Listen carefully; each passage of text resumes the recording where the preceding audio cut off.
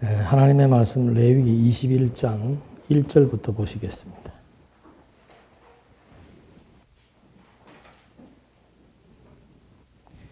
(21장 1절) 말씀.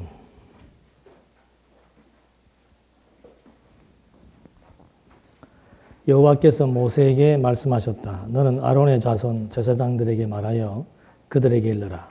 제사장은 자기 백성 가운데 죽은 자로 인하여 자기를 더럽히지 말아야 한다. 그러나 자기에게 가까운 친족인 자기 어머니나 아버지나 아들이나 딸이나 형제나 남편 없이 자기에게 가까이 있는 처녀 누이가 죽은 경우에는 자기를 더럽힐 수 있다. 제사장은 자기 백성 가운데 어른이므로 자기를 더럽혀 부정하게 해서는 안 된다. 4절까지의 말씀 봉독해 드렸습니다. 이제는 제사장을 성결하게 하는 그런 규례를 말하고 있습니다. 그러니까 제사장은 여호와께서 구별한 그런 자이므로 결국 이방 풍속을 쫓거나 어떤 잘못된 생활, 태도, 음식 이런 것으로 인해서 몸을 더럽혀서는 안 된다는 거죠. 왜? 제사장이 하는 일은 제사를 드려야 되니까. 하나님, 제사장, 그 다음에 백성, 이렇게 해서 이 백성들을 대표로 해서 제사장이 하나님께 나가는 그런 이제 제사의 구약 제사의 형식에 의해서 제사장의 위치는 굉장히 중요한 위치가 있죠. 그렇기 때문에 특별히 제사장을 거룩하게 성별, 거룩하게 구별해야 되고 몸가짐도 깨끗하게 해야 되고 더군다나 죽은 시신을 만지게 된다는 것은 제사장이 오염되는 거죠. 그러니까 이렇게 해서 육신에 대한 건강 문제, 그 다음에 어떤 생활에 대한 태도 문제, 이런 것들을 몇 가지 자세하게 설명을 함으로써 이런 제사장의 직무를 행하는 데에 문제가 발생하지 않도록 그렇게 섭리해 나가시는 거죠. 이에 대한 그 신학적 의미는 뭔가? 그건 전부 죄 없으신 그리스도가 인간의 죄를 다 쓰셔서 자기 백성들의 죄를 깨끗하게 하실 것에 대한 하나의 모형적 사건이며 도의 초보이며 약속이라고 하는 것. 그래서 하여튼 구약에 나오는 모든 인물과 사건들은 전부 그리스도를 중심으로 해서 해석하는 것을 갖다 우리는 신학적 의미를 부여하는 해석이라고 말하는 겁니다. 그러니까 성경의 해석은 첫째는 문법이에요. 무엇이 주어이고 동사이고 목적인지를 정확하게 문법적으로 판단하는 겁니다. 두 번째는 역사적으로 이해하는 겁니다. 왜 이스라엘 백성들로 하여금 제사장은 이혼을 한 여자와 재혼도 못하게 했는가? 왜 제사장은 가까운 혈족 아니고서는 시신을 가까이 못하게 했는가? 그게 역사적인 배경 해석이에요. 제사장은 하나님 앞에 제사를 드려야 되는 임무가 있기 때문에 그가 부정하면 안 된다. 그가 부정하게 되면은 제사 연납이 안 된다. 그렇기 때문에 제사장을 깨끗하게 구별해야 되고 제사장을 온전히 떠받들어야 된다. 구약의 역사 해석이란 말입니다. 근데 이 역사 해석만 해가지고 오늘날 그 역사 해석을 바로 교회에다가 적용을 시켜서 봐라. 여러분을 대신하는 것이 목사 아니냐? 신부 아니냐? 이런 식으로 들어가는 것이 잘못된 해석이고 또 구약에 나오는 역사 해석을 오늘 우리들에게 직접 적용을 해서 우리의 생활 문화 속에 그대로 접입을 시켜버리면은 한 사람도 마음 편하게 발 뻗고 잘 수 있는 사람이 한 사람도 없게 된다는 거예요. 그래서 성경의 해석의 꽃은 뭔가? 신학적 해석입니다. 도대체 이런 구약적 제사가 오늘 우리하고 무슨 상관이 있는가? 그러니까 대부분의 많은 사람들은 이 신학적 해석까지의 연결이 안 되면은 무슨 문제를 제기하는가? 아니, 우리가 우리나라 역사도 제대로 모르면서 이스라엘의 역사는 배워서 뭐 하냐? 그 기독교 종교라고 하는 기독교라는 종교는 싼 것이다. 한국 사람이 한국 역사나 제대로 알아야 되지. 한국의 근대사도 모르면서 무슨 남의 나라 2000년 과거의 역사를 공부를 해야 될 필요가 뭐 있는가? 라는 질문이 왜 나오는가? 여기에서 해석을 머물기 때문에 그렇다고 말이죠. 아니에요. 구약 성경은 우리에게 너무도 중요한 의의가 있습니다. 예수가 그리스도의 심을 우리에게 증명해주는 아주 확실한 근거가 되는 것, 단서가 되는 거예요. 근거 없이, 단서 없이, 증거 없이 어떻게 이것을 사실이라고 말할 수 있냐 이 말이죠. 진리의 첫 번째 요소는 뭔가? 사실규명이에요. 사실규명. 사실규명을 위해서는 구약은 아주 너무도 굳게 세워져야 될 내용이지요. 그래서 그 구약적 내용의 제일 마지막 해석의 꽃은 뭔가? 신학적인 의미를 부여하는 거라 그 말이죠. 도대체 구약에서 제사장을 성결케 해야 되는 이유가 뭔가? 그것은 바로 그리스도가 죄 없으신 그리스도를 증거하기 위한 것이고, 제사장이 깨끗한 몸으로 하나님 앞에 나가서 제사를 드림으로 말미암아 자기 백성들의 죄가 용서된 이것은 바로 죄 없으신 그리스도가, 정말 성결하신 그리스도가 자기 백성들의 죄를 대속하는 사역에 대한 모형이며 약속이다. 그래서 예수는 그리스도이시며 그리스도를 통해서 입증된 하나님은 지금도 살아계신다. 기본적인 원리라 그 말이죠. 그러니까 요즘 뭐 지금 이번 주간도 이제 서울 가서 강의를 할 텐데 그 교의 신학, 그 다음에 이 성경을 접하는 사람들 제일 먼저 가지는 질문이 뭔가 하면은 성경을 지금 우리가 기본 텍스트로 사용을 하니까 제일 먼저 갖는 질문은 성경의 내용이 무엇이냐 하기 이전에 성경을 바라보는 시각이 뭔가? 성경이 진짜로 하나님의 뭐예요? 말씀, 하나님의 말씀 또는 진리인가? 라고 하는 것에 대한 믿을 만한 증거와 가치가 있느냐? 이게 첫 번째 가지게 되는 근본적인 질문이에요. 왜? 성경을 통해서 모든 설명을 다 해나가니까. 하나님의 살아계심도 그리스도에 대한 것도 뭐 모든 문제를 성경을 통해서 설명을 하니까 외부에서 바라보는 사람들의 시각이 그럼 너희들이 지금 말하고 있는 그 성경은 진짜 그것이 하나님께서 감동으로 주신 말씀이냐? 그리고 그게 정말 진리로서의 어떤 진정성, 신빙성이 있느냐? 그거에 대한 의구심을 가지는 것은 너무도 당연한 것이고 너무도 그건 총명한 사람이지요. 근데 이 문제에 대해서 대답할 수 있는 것이 그렇게 쉽지 않단 말이에요. 누구든지 이 질문을 하고 접근을 해야 돼. 초보자라면. 당신 지금 맨날 이것만 가지고 얘기하는데 이게 진짜 무슨 근거로 이것을 지금 그렇게 이거 무슨 근거로 이렇게 해석할 수 있느냐? 따지고 물어야 되지. 지금 진아도 보니까 그 친구 하나를 사귀고 있는데 여자친구, 남자친구라 해야 되는데 이 친구가 무지하게 질문이 많은 거예요, 보니까. 이제 갓 입문을 해서 이제 성경을 보기 시작을 하고 또 마침 우리 말씀을 듣기 시작을 하다 보니까 이제 뭐 만만한 게 친구니까 저녁만 되면 나는 이렇게 보니까 어려운 질문들을 하는 거예요. 근데 어려운 질문을 답하는 장본인은 내가 볼 때는 뭐 별로 그렇게 그 답변을 하기가 힘든데, 그래서 내가 위로를 해줬어요. 참 힘들겠다. 그 질문들의 내용은 범상치 않은 질문들인데, 그거 일일이 막 열심히 쓰더라. 이렇게 보니까는 대충 이렇게 알아라는 말도 있고, 더 공부하면 알아진다. 이런 식으로 막연하게 얘기한, 나 같으면 그런 소리 답변으로 안 듣지요. 예. 네가 모르면 그러면 정확하게라도 해달라고 얘기를 해야 되는데, 지금 머리 아픈 거예요. 맞습니다. 기독교에 입문했으면 첫 번째 이거 확인해야 돼요. 두 번째, 이 성경을 통해서 소개되고 있는 분이 누구예요? 하나님과 그리스도예요. 이거 정말 실제 하는 것이냐? 하나님이 정말 살아있냐? 예수가 정말 죽었다가 부활했냐? 다시 오냐? 라고 하는 질문에 대해서, 천국이 어디 있느냐? 라고 하는 질문에 대해서 뭐 해야 돼요?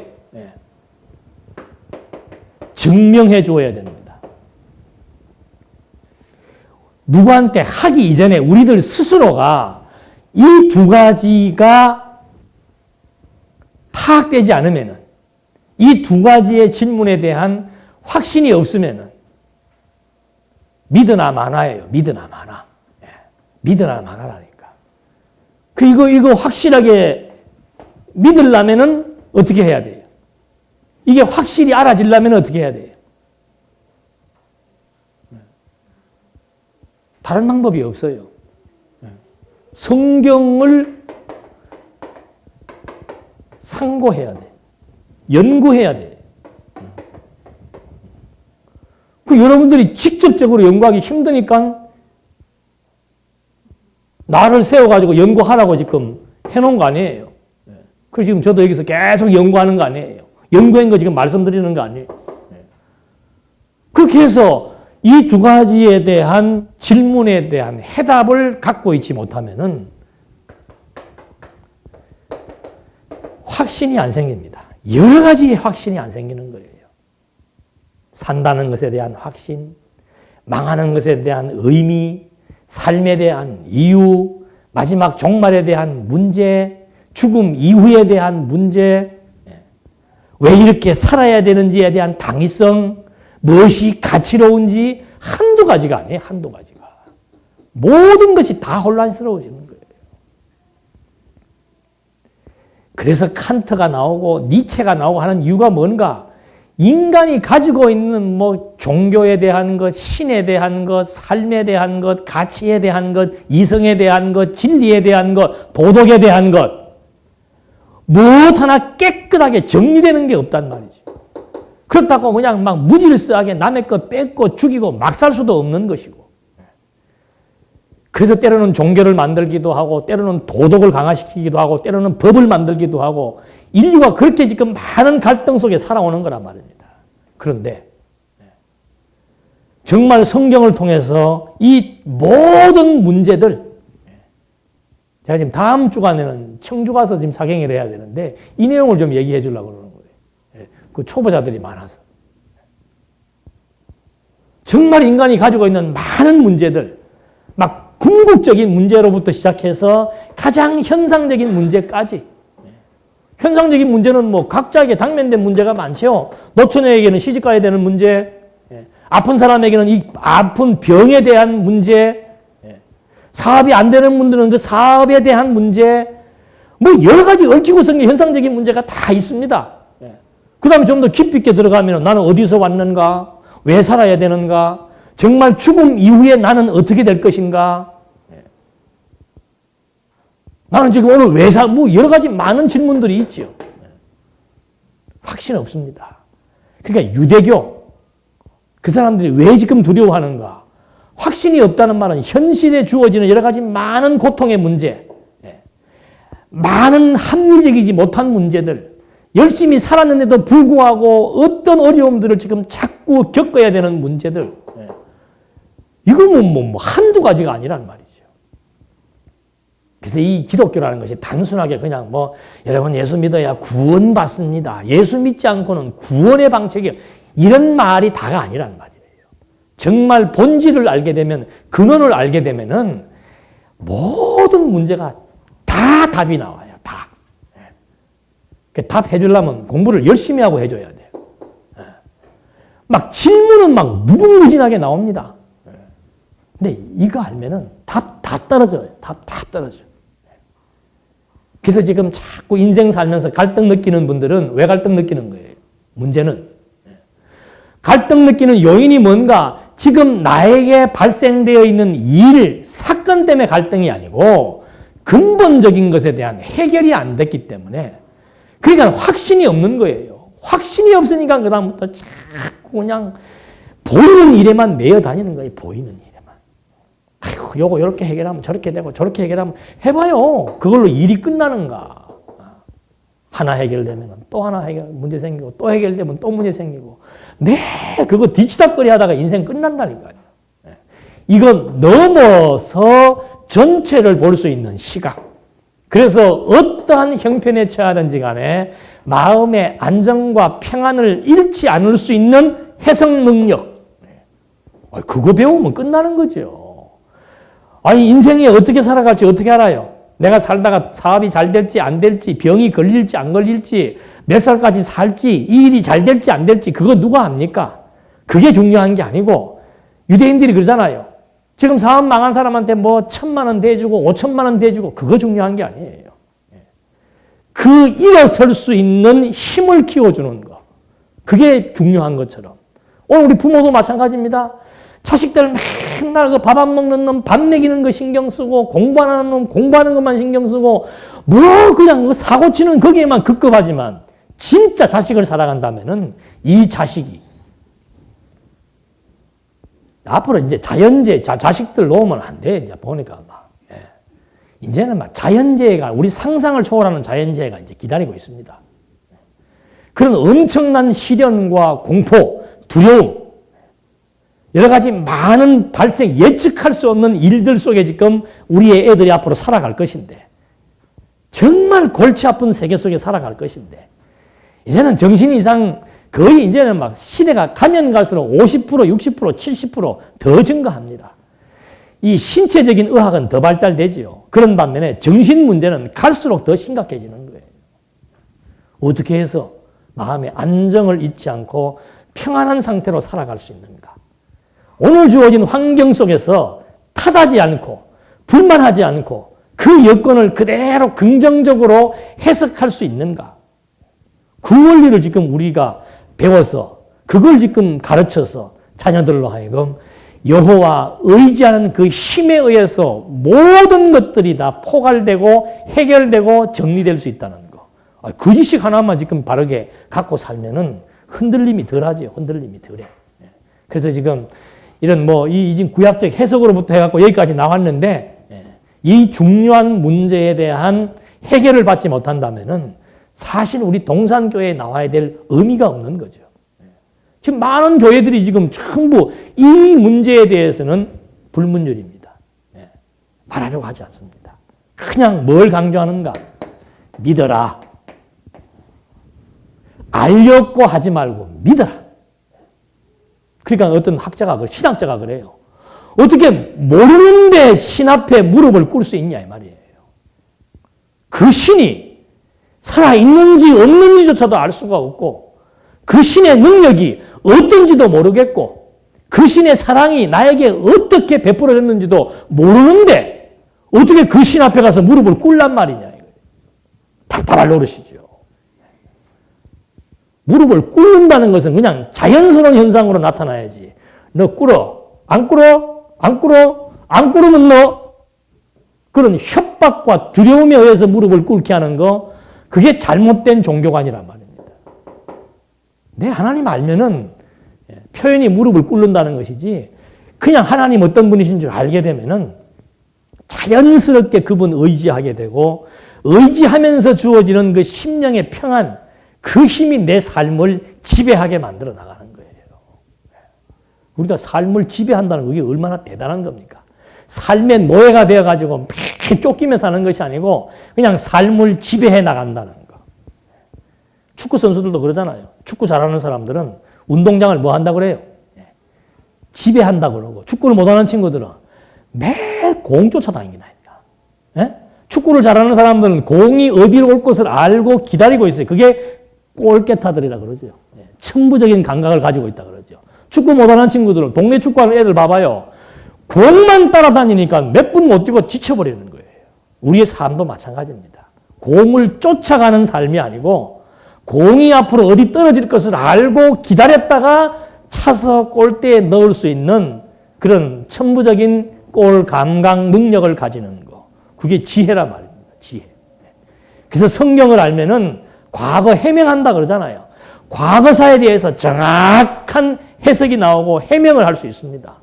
그리고는 현재를 아주 똑바르게 판단하고 분석하며 직시할 수 있고, 미래를 예측하고 미래의 어떤 일에 대해서 대처할 수 있는 능력까지도 생기는 거란 말이죠. 그래서 정말 우리가 제 안타까움은 그겁니다. 여러분들 이렇게 정말 주일날 나와서 이 말씀 듣는 이거는 진짜 세 발의 피예요.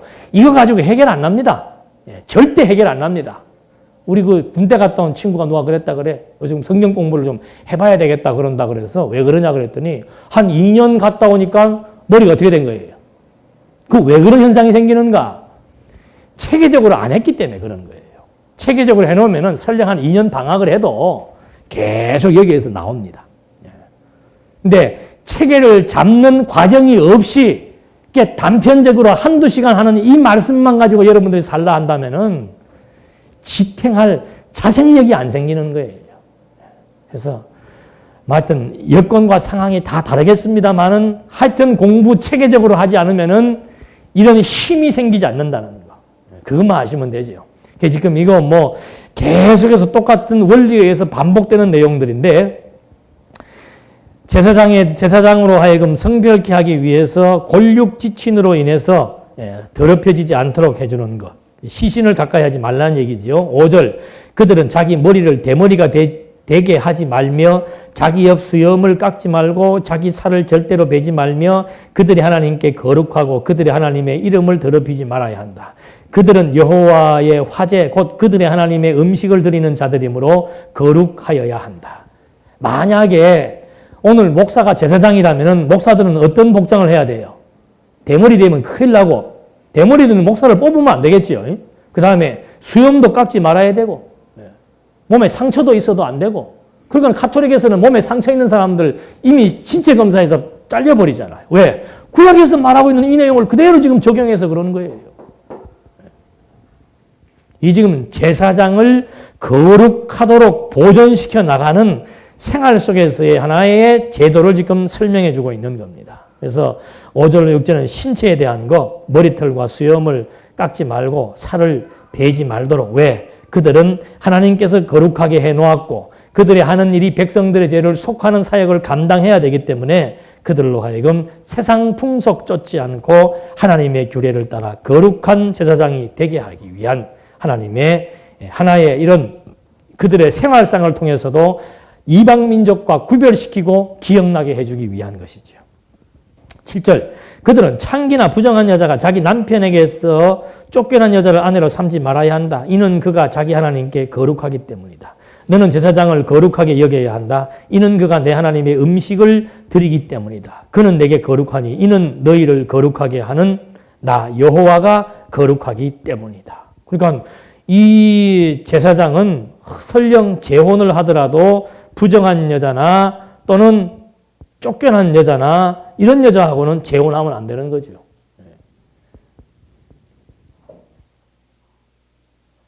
이제 이런 얘기들 다 아시겠죠?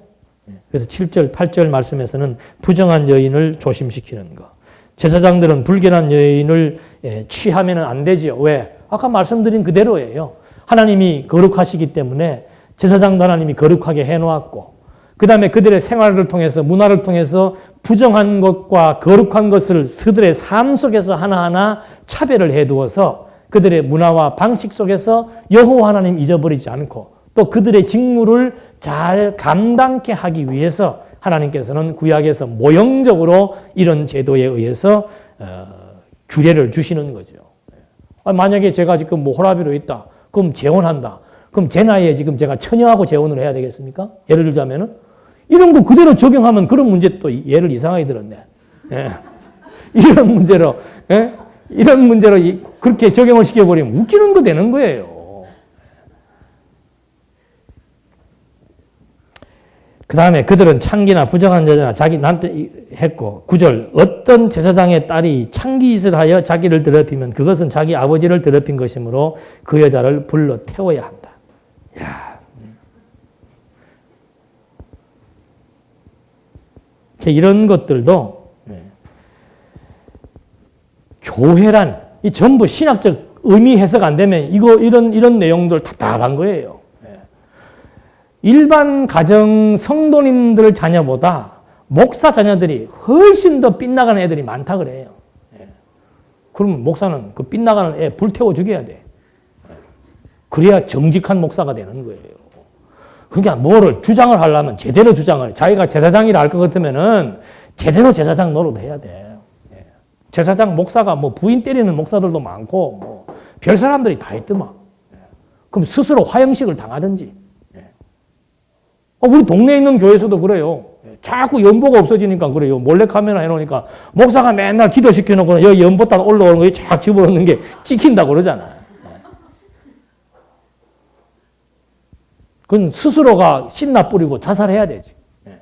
그래야 구약대로지요. 이런 것들이 전부 그리스도께서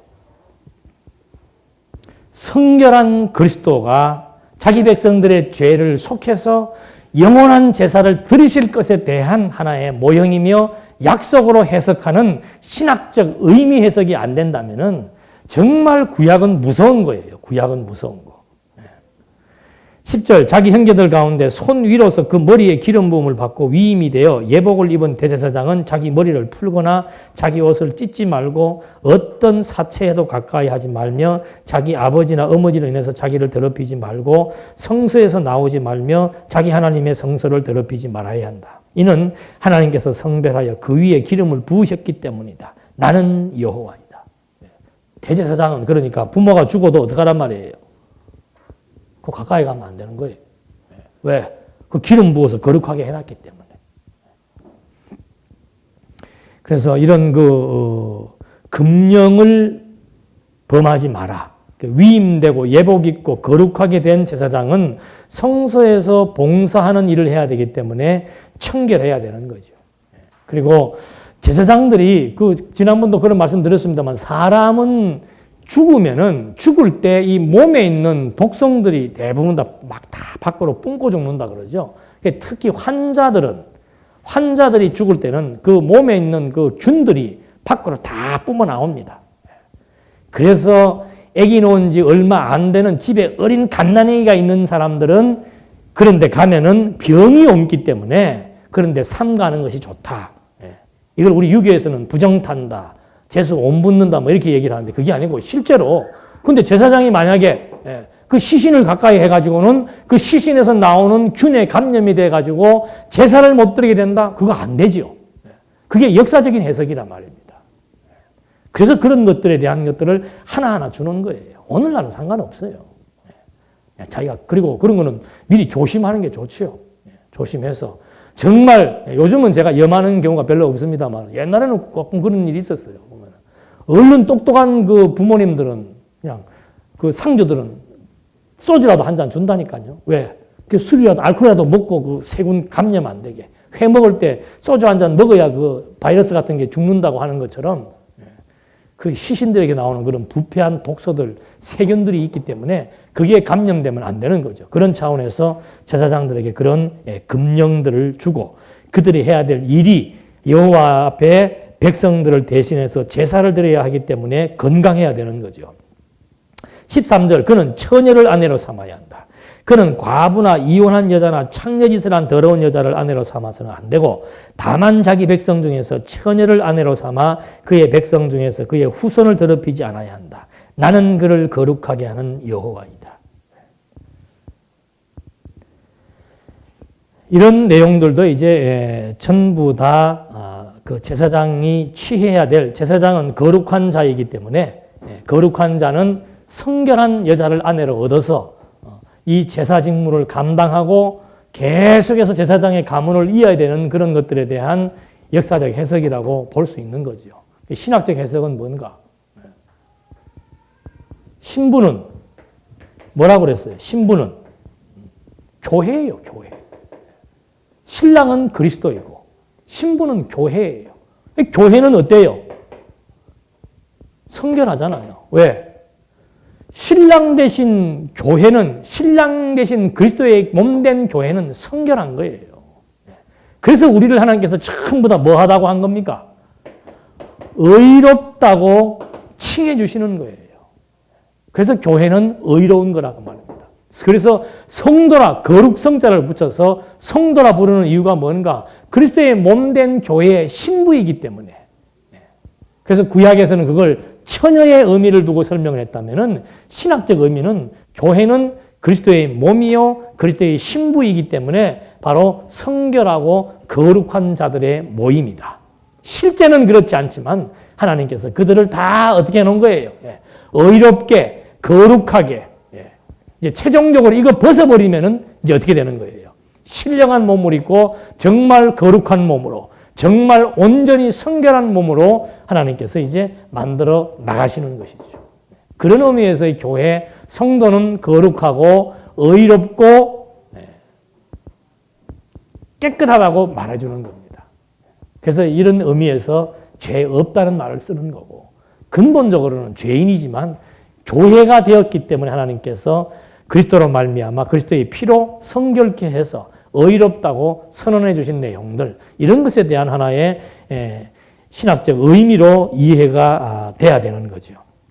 그 다음에 16절 여호와께서 모세에게 말씀하셨다. 너는 아론에게 말하여라. 아론은 제사장 지파입니다. 내 자손 중에서 대대로 몸에 흠이 있는 사람은 자기 하나님의 음식을 드리기 위해 나와서는 안 된다.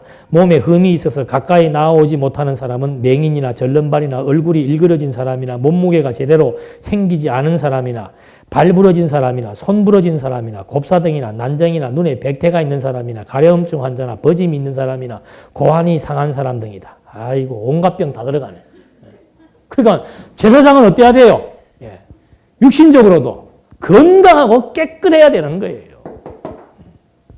그러니까 이것도 전부 그리스도 흠없는 그리스도에 대한 하나의 모형으로서 지금 우리에게 증거해 주는 것이지. 오늘날 살면서 병 없는 사람이 어디가 있어요? 병 없는 사람이. 깨끗한 사람이 100% 건강한 사람이 어디가 있고. 어디가 한쪽이 안 좋아도 안 좋고 다 이상이 생기도록 돼 있는데. 그렇게 해서 육체에 흠이 있는 사람, 하나님의 성소를 더럽히지 못하게 그렇게 한 이유는 이 제사가 거룩한 제사로서 하나님 앞에 나와야 될, 드려야 될 제사이기 때문에 제사를 드린 제사장에 대해서 이렇게 흠없도록 육체의 흠을 조심시키는 거죠. 그 다음에 17절에 16절 여호와께서 모세에게 말씀하셨다. 너는 21절 제사장 아론의 자손 중에는 몸에 흠이 있는 사람은 아무도 여호와께 가까이 나와 화제를 드릴 수 없으니 그는 몸에 흠이 있으므로 음식을 드리기 위하여 자기 하나님께 가까이 나아가서는 안 된다.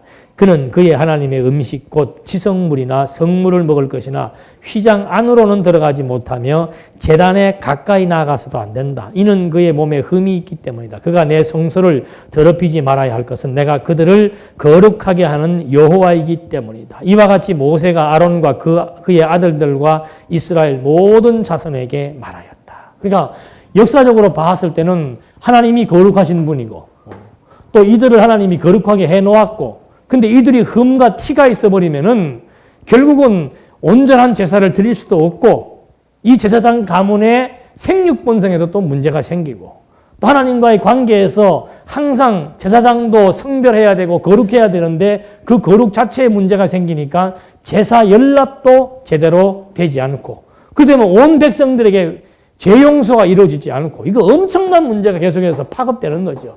그래서 제사장은 아주 몸을 잘 관리해야 된다. 흠이 있어서는 안 된다. 왜? 바로 이런 역사적인 의미 때문이고 신학적으로는 바로 흠과 티가 없으신 완전하신 그리스도에 대한 모형이죠. 그 다음에 이제 22장 1절에부터는 여호와께서 모세에게 말씀하셨다. 너는 아론과 그의 아들들에게 말하여 이스라엘 자손이 내게 드리는 거룩한 것들로부터 스스로 구별하여 내 거룩한 이름을 더럽히지 않게 하여라. 나는 여호와이다. 너는 그들에게 말하여라. 너희 대대로 누구든지 너희 자손 중 자신이 부정하면서도 이스라엘 자손이 여호와께 구별하여 드리는 것들에 가까이 하는 사람은 그 생명이 내 앞에서 끊어질 것이다. 그러니까 부정한 사람이 하나님 앞에 드릴 제물을 만지게 돼서 부정타게 되면은 그는 죽는다 그 말입니다. 나는 여호와이다. 진짜로 그렇게 한다 그 말이죠. 내가 지금 여기 말한 대로 부정한 사람 제물 만져서 부정하게 해서 부정타게 해버리면은 반드시 그 사람 죽이겠다. 아론의 자손 중에 누구든지 나병 환자나 유칠병자는 그가 정결하게 되기까지는 거룩한 제물을 먹지 못하며 또 사체를 만져 부정한 모든 것을 만진 자나 사정한 자나 사람을 부정하게 하는 모든 벌레나 어떤 부정이든 자기를 더럽히는 사람을 만지는 자 곧 이런 것에 닿은 자는 저녁까지 부정하며 자기 몸을 물로 씻지 않으면 거룩한 것들을 먹지 못한다. 해가 질 때 그는 정결하게 되고 그 후에 거룩한 것들을 먹어야 할 것이니 이는 그것이 그의 음식이기 때문이다. 그러니까 먹는 음식 부정하게 돼버리면은 그거 먹으면 어떻게 돼? 장염 걸리잖아요. 장염. 요즘에 약이 좋아가지고는 뭐 며칠만 약 먹으면 되지만 이 당시에 장염이라고 하는 거 세균 감염된 바이러스에 의해서 장염 걸리면은 큰일 나는 거예요. 죽는 거예요, 그냥. 그렇게 되면 이제 생육, 번성, 더군다나 제사장이 그래갖고 제사장 가문의 사람들이 자꾸 죽어나가 버리면은 하나님과의 관계에도 문제가 생기는 이런 것 때문에 특별히 제사장은 건강에 유념해야 된다는 말을 해주는 거죠. 그러니까 오늘날은 다 건강에 유념해야 되는 거예요. 왜요? 왜? 왜 그렇게 좋은 거 골라서 먹는 거예요? 어디다 쓰려고? 제가 지난번 말씀드렸잖아요. 그 정년 퇴임하는 교수님이 24년 동안 교회란다. 자기 연구실에서 6일 동안 자고 하루만 집에 가서 생활하시는 그 교수님. 그 음식을 뭐라고 얘기하는가? 맛도 없겠더라고 보니까. 나보다 요리 솜씨가 없는 것 같아. 보니까 그냥 막 맨날 그냥 비벼서 그냥 국물도 없이 비벼갖고 매일 먹더라고. 그 기자가 그 음식이 어떻게 맛있습니까? 이래. 음식을 맛으로 먹는 게 아니고 체력을 위해서 먹는다고. 왜요? 당장 물을 거 아니에요. 그 체력이 있어야 뭐 할 수 있으니까. 후학들을 가르칠 수 있으니까. 음식을 먹어도 어떤 목적의식, 사명의식, 자기 몸 관리도 아니 분명한 사명의식도 없고 목적의식도 없이 그냥 육체를 위해서 건강하게 할 바에야 그건 뭐 건강할수록 안 좋은 거죠. 차라리 비실비실하게 사는 게 낫지. 그래서 지금 우리 성도들도 건강관리 잘해야 되는 이유는 뭔가? 선한 싸움 싸우며 살아가는 그 삶을 위한 거예요. 건강해서 열심히 몸 관리 잘해서 열심히 건강해서 돈 버시는 분 열심히 벌고 장사하시는 분 열심히 장사하고 그래서 선한 일을 위해서 하나님이 우리에게 주신 각자의 은사와 직업 따라서 자기 할 일에 최선을 다하면서 한 가지 목표를 위해서 모든 것들을 다 유념하고 관리하고 또 증진시킨다는 것은 굉장히 중요한 의의가 있는 거죠. 가장도 그렇잖아요. 가정의 가장, 아버지가 열심히 몸이 건강해야 열심히 자기 할 일 잘하면서 가정을 끌어갈 수 있는 거 아니에요. 근데 아버지가 병들어 버리면 그 가정 다 무너져 버리는 거예요. 그런 의미에서도 한 사람 한 사람의 몸이라고 하는 것이 얼마나 중요한지를 우리는 알 수 있는 거죠. 관리 잘 하셔야 돼요. 그 다음에 8절 말씀에 너는 저절로 죽었거나 찢겨 죽은 짐승들을 먹음으로 자기를 더럽히지 마라. 나는 여호와이다.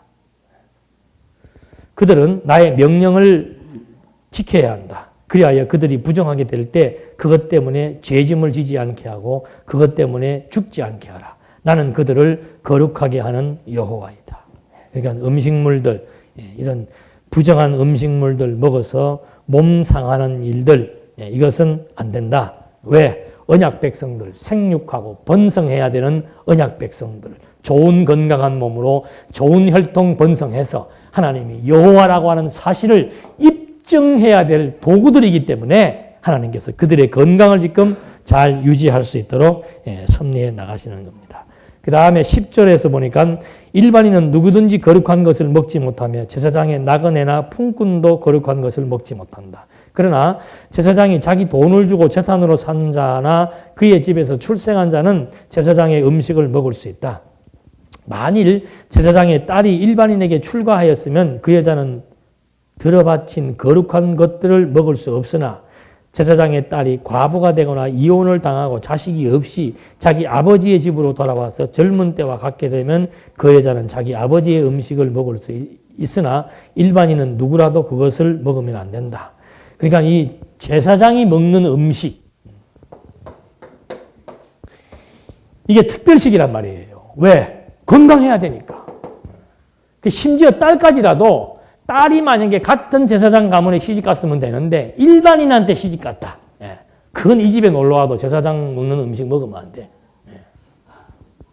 딸들 잘해야 돼요. 아들은 어떻게 하는 게 없구만. 근데 딸들은 잘못하면 막 태워 죽이고.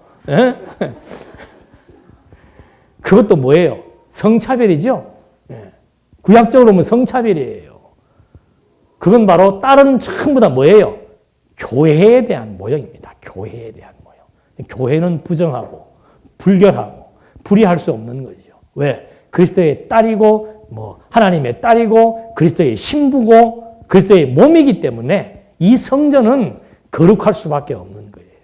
그래서 하나님께서 그리스도의 피로 말미암아 이 딸들을, 이 신부를, 이 교회를 거룩한 성전으로 하나님께서 만들어 나가셨고 지금도 거룩한 성전으로 건축하고 계시는 거죠. 여기에 우리가 지금 하나의 부분적으로 들어가서 하나의 내 위치가 여기에 들어가 있고 내가 할 일이 여기에 있고 내가 여기에 한 멤버가 되어져서 거룩한 성전을 지어 나가는 데 있어서 요긴한 도구로 지금 사용된다는 거, 이것이 하나님의 은혜라 이 말입니다. 아무나 여기 지금 들어와서 정해지는 자리, 정한 일, 어떤 도구로 사용되는 게 아니죠. 하나님이 선택해 놓은 사랑하고자 하셨던 대상들을 하나님이 부르셔서 적절한 환경과 여건 속에서 거룩한 하나님의 집을 만들어 나가는데 하나님이 뜻을 따라 사용해 나가신다라고 하는 거. 그래서 우리가 성숙된다라고 하는 것은 제일 먼저 하나님의 뜻을 분별해 나가는 겁니다. 무엇이 하나님의 기쁘신 뜻인가 분별되면은 그 다음에 발생되는 것이 뭔가 이 하나님의 집에서 내가 지금 해야 될 일이 무엇인지를 찾아 나가는 거예요. 그거 찾아 나가는 게 은사 아니에요, 은사. 하나님의 거룩한 집에 한 멤버가 되어서 하나님의 기뻐하시고 온전하신 뜻이 하나님이 선하게 여기시는 것이 무엇인지를 판단한 다음에 그게 판단되면은 거기에 가치 부여되잖아요. 아, 이게 참 가치로운 일이다. 그러면 그다음부터 그 가치로운 일을 위해서 누구든지 똑같은 일을 하는 게 없습니다. 다 각자에게 주어진 은사가 있는 거예요. 요즘 교회가 하도 부패를 하니까 교회는 없다라고 하는 그런 책이 나와가지고 기존 교회 그냥 부패한 거 그냥 막 겁나게 비판하는 책들이 있더라고요. 근데 거기도 지금 단점이 뭔가 이렇게 살펴보니까 은사를 무시하는 거예요. 은사를. 은사를. 독특한 은사가 다 있습니다. 그 은사를 발휘해서 각각 자기 하나님의 이 집 속에서, 이 건물도 그렇잖아요. 바닥과 벽면과 기둥과 천장이 다 이렇게 따로따로 되어 있지만 결국은 연결되어져서 하나의 건물을 완성하는 것처럼 하나님의 교회도 마찬가지예요. 인간적으로 보면 부족하고 모나고 흠있고 잘 못할 것 같지만 하나님이 각자에게 주신 뭐가 있어요? 다 은사가 있단 말입니다. 그 은사를 가지고 거룩한 신령한 하나님의 집을 지어나가는데 지금 내가 도구로 사용된다. 이거에 대한 가치를 알면은 살맛이 나는 거고 그 가치를 발견하지 못하면은 계속 방황할 수밖에 없는 거고 그래서 우리의 삶의 힘이라고 하는 것은 가치로부터 나오는 겁니다. 가치로부터. 이것이다. 그래서 이것을 위하여 그게 정확하게 설정이 되면은 재밌죠. 어려워도 재밌어요. 힘들어도 좌절하거나 실망하지 않습니다. 끝까지 그 일이 재밌기 때문에 그 일을 위하여 매진해 나간다는 거. 그래서 요즘은 세대가 바뀌었잖아요. 과거 저희 때만 하더라도 내가 재밌고 즐겁고 좋아하는 게 중요한 게 아니고 어떤 일이 돈을 많이 버는지 그게 지금 가치로 되어 있었습니다. 그러니까 개인의 어떤 은사나 개인의 성향이나 재능은 상관없이 야, 은행원 되면 돈 많이 번다더라. 선생하면은 안정된다더라. 이런 직업에 의해서 인간을 거기에 끼워 맞춰 버리니까 사람이 살면서 지치는 거예요. 왜? 재미없는 일을 해야 되니까. 재미없는 일을. 아니, 그래도 학교에서 가르치는 선생이 되려면은 최소한도 이 가르치는 능력, 은사가 있어야 될 거 아니에요. 이 가르치는 능력은 없는데 그 사람을 선생시키려고 그러니까는 한 몇 년 하면은 얼마나 지겹겠어요. 그게 재밌어야 되는데. 여기 서는 면은 신들리듯이. 그냥 학생들 앞에 서는 것 자체가 즐겁고 학생들 만나는 게 즐겁고 막 요거 하나 가르쳐주는 게 막 즐거워서 날이 기다려져야 되는데 우리 선생님들 월요병 있어요? 없어요? 그게 왜 그런가? 사명, 가치에 대한 결여라고 말이에요. 그러니까 이거는 뭐 다른 것 없습니다. 이거 딱 발견되면 거기에 은사 딱 깨닫게 되면은 일평생 그 일을 하는데 질리지가 않는 거예요. 그거 찾는 것도 행운이지요. 그거 찾는 것도. 그래서 정말 요즘 우리 세대들이 그걸 요구하잖아요. 부모들이. 현명한 부모들은 네가 즐겁게 할 수 있는 걸 찾아라. 돈 많이 버는 게 중요한 게 아니에요. 즐겁게 할 수 있는 일. 돈은 그 다음에 따라오는 거예요. 돈은 따라오는 것이지 목적은 뭔가 즐겁게 할 수 있는 일을 찾는 거예요. 내가 이 일은 재밌는 거예요. 이거 하면 재밌는 거예요. 그 게임하는 거 재밌는 사람은 전문가 되라니까.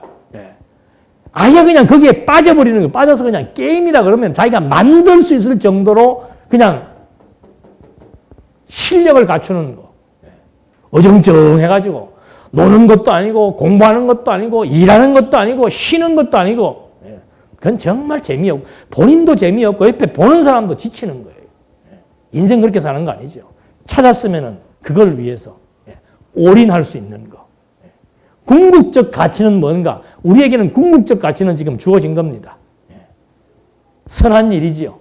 그걸 위해서 올인할 수 있다. 그래서 하나님이 우리 각자에게 은사를 주고 직업을 주고 재능을 주어서 그 궁극적 가치를 위해서 열심히 즐겁게 살아가도록 하나님이 섭리해 나가신다는 거. 기도하시겠습니다. 하나님 아버지, 우리는 구약 성경의 해석의 원리를 이해하면서 그 원리에 입각해서 구약을 바라보는 시각을 갖게 하시니 감사합니다.